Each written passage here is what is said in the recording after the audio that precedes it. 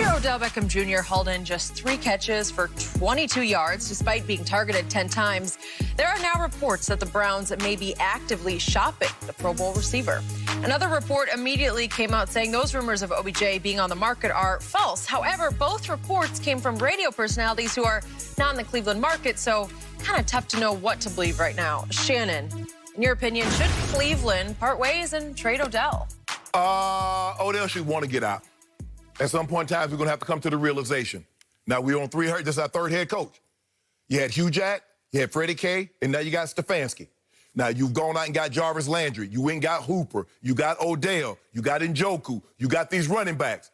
And nothing seems to be working. Now, what's the common denominator in all of this? Through all those head coaches, through all those running backs, through all those receivers, what's the common denominator? It's amazing how a chip doesn't work when you're not the most talented player on the field, Skip. You notice that? Because I saw, oh, he walked on here, and he walked on there, and he won the Heisman Trophy. Y'all keep on fooling yourself. Y'all know what the problem is. Y'all keep on thinking it was Odell. Odell was hurt last year, and I believe he's 100% healthy. But it doesn't do, if Odell plays a dependent position, how is what's going on Odell's fault? Because we don't give the wide receivers that kind of credit. Tom Brady receivers never got the credit that they deserve. It's Tom Brady. Peyton Manning. It was Peyton. Okay, give some of that blame to you know who. If I'm Odell, where could I go? Bruh, give me the Green Bay. Give me somewhere they got a quarterback to know what the hell he's doing. New England. Oh, I go play with Cam. So, if I'm not mistaken, exactly 1 year ago, the next couple of weeks, this guy across from me, Shannon Sharp, was driving Baker Mayfield's bandwagon. You were the leader. You were saying shake and bake. He was my guy, and suddenly you co-opted and made him your guy. I know, and I see now why you didn't fight me for him. Because you know he was going to be some slaw. That's why you didn't fight me for him. Everybody else, you want to fight for the I was first on this. I was first. You ain't say nothing. You let me co-op him. I was first, and I'm still first because I'm standing by Baker Mayfield. I still believe in him. I will say this. I do not believe in his management team's approach to marketing him because they're at it again. Last year was an onslaught of progressive commercials. My house, I live in my stadium. They're great commercials, but they just paint the bullseye bigger and bigger on his back, and he's proven nothing. But Skip, why would he say no? Patrick Mahomes under Lee Steinberg, my longtime friend, they decided the first couple of years, let's lay low. Let's achieve first. Let's do something. Let's accomplish something. Yes. Before you start all this. And now another bombardment has started with some progressive commercials, and now Hulu has live sports. And it's Baker and Baker and Baker. It's not good. You haven't done enough yet. You're on your 3rd different offense, 3rd different play caller, 3rd different voice in your ear. It's hard, man. The league is hard. Look at the Skip. Look at the guys that waited and how their career turned out. Look at Russ. Russ didn't do any interviews. He didn't do anything. Andrew Luck. Now, he had to retire, but his first couple of years, now you look at the flip side. Who was the guy that came out with Andrew Luck that immediately started doing commercials? Subway, Gatorade, this and that. He did. And look at Baker. Bruh, can you get something done first in the league that would warrant this kind of attention? This league will eat you alive. Yes. Okay, so just to defend what happened to Baker this past Sunday, what happened a year ago in Week 4? Baker went to Baltimore when they were on their way to going 14-2, and he lit them up. Best game of the season. By far. They won 40-25. He hung 40 on Baltimore at Baltimore, and he threw for 340 yards. He was really good in that game, just the way he'd been really good in the starts that he got for Hugh Jackson until Hugh got fired in Cleveland the first during his rookie year. That guy had to go back in game 1. It was Brady-esque having to go to New Orleans. You have to go to Baltimore. What do you think Baltimore is going to be doing to you? They're going to be spoiling to put you back in your place. Yeah, but I think we can all agree.